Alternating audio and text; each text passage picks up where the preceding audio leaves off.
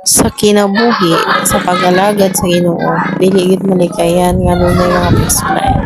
Karong nga adlaw gikan sa bulaton sa Ginoo puno sa kalipay ug pasalamat ang among kasing-kasing. Bisan kapoy lahi ra jud ang kaupayan nga among nabati tungod kay kablumi nga adunay kahulugan ang among gibuhat.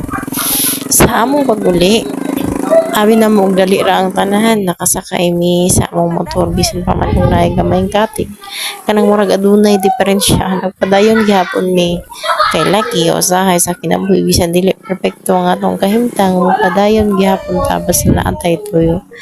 Apan wala di ay kutob didto ang among pagsulay sa tunga sa dalan naguba gyud ang among motor didto na nagsukod ang tinuod nga pagsulay sa among pasensya ug tuo. Pila ka oras mi naghulat nangita og paagi ug nagampo nga unta nakapadayon na ra gihapon mi.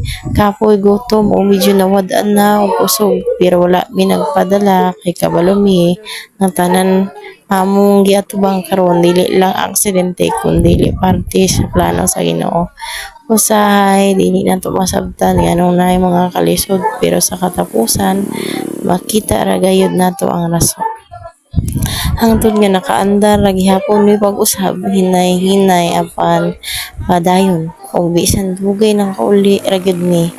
Alas 11 na sa gabi ikapoy kaayo pero puno gihapon ug pasalamat kay sa matag kalisod nga among naagian mas napalig-on ang among pagtuo ug nasayra namo bisan pa sa kalisod ang dalan basta uban nato ang Ginoo makapaabot ra gihapon ta sa atong pagalingan usa padayon lang ta kay ang pag-alagad sa Ginoo di lang kalipay apil pod ang pagsulay pero sa matag pagsulay naagid ang panalangin manuglat